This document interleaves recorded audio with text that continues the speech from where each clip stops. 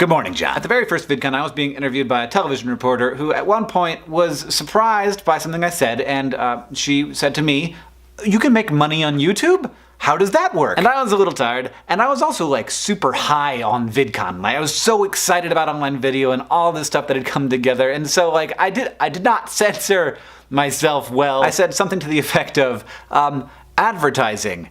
My show has more viewers than yours does. Which I did not intend to be a sick burn. It just came out. Like, that was the thing that was true. But the answer to that question is complicated. And since I think about YouTube a lot, and I think that we should all be more open about how all of these things work, let's do it. Let's talk about how YouTubers make their money. Different kinds of content have to have different kinds of support. Like this right here, very low budget. This is just two guys. We could probably subsist on what we call AdSense and merch. AdSense works for every YouTuber as long as you're not like philosophically opposed to advertising. If you click a little box when you upload your video, YouTube will sell an ad against it, and then it will split the revenue with you. You get 55%. This is kind of wonderful. It is not a common thing among social media sites, though they have started to share some revenue. YouTube started doing it way back in like 2007 and 2008. It's also part of why it's such an appealing place to make stuff, and also part of why it's become harder to break in. Because if there's a way to make money, then people will spend money to make their content look better so that they can compete on the platform. Anyway, YouTube AdSense pretty much stays at the same level, and everybody has access to that, which is really amazing. But at higher levels, you start talking about brand deals, maybe endorsement deals, maybe really good merch stuff, and even eventually getting support from someone else to help realize your vision. Crash Course and SciShow were both funded by grants from YouTube because they wanted more high-quality stuff on the site, so advertisers would be more likely to advertise. Those systems are really hard to democratize and make available to everybody. Now, brand deals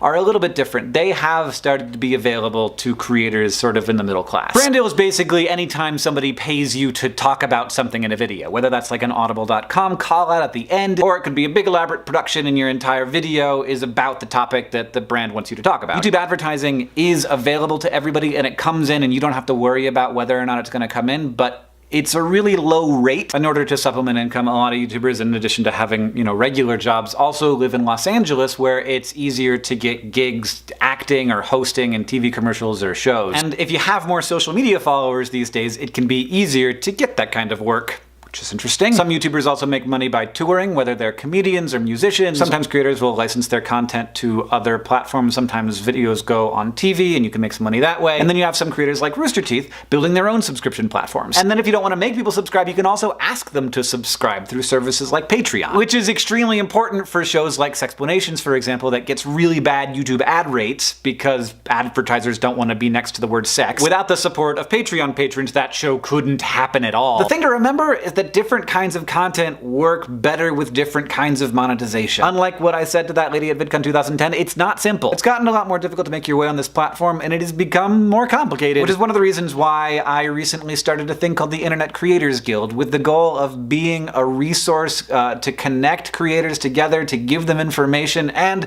to let them have a unified voice when talking about when things go wrong and what they would like to make them happier. To be clear, I started this thing, but I really don't want to run it. I don't think that I should run it, and I definitely can't. Honestly, I think that I'm too biased to be in charge, so I'm looking forward to eventually stepping back after helping Laura Chernikoff, who's one of the most effective people I've ever met, get established as the executive director of the organization. There is a lot of value that's created by online video, and as different systems evolve for capturing at least some of that value, it just gets more complicated. And as those barriers rise, we need to create systems that keep the benefits of this revolution accessible to the most people possible, and I hope that the Internet Creators Guild can play a part in that. Thanks everybody for listening to this. Hopefully it wasn't too inside baseball. John, I'll see you on Tuesday.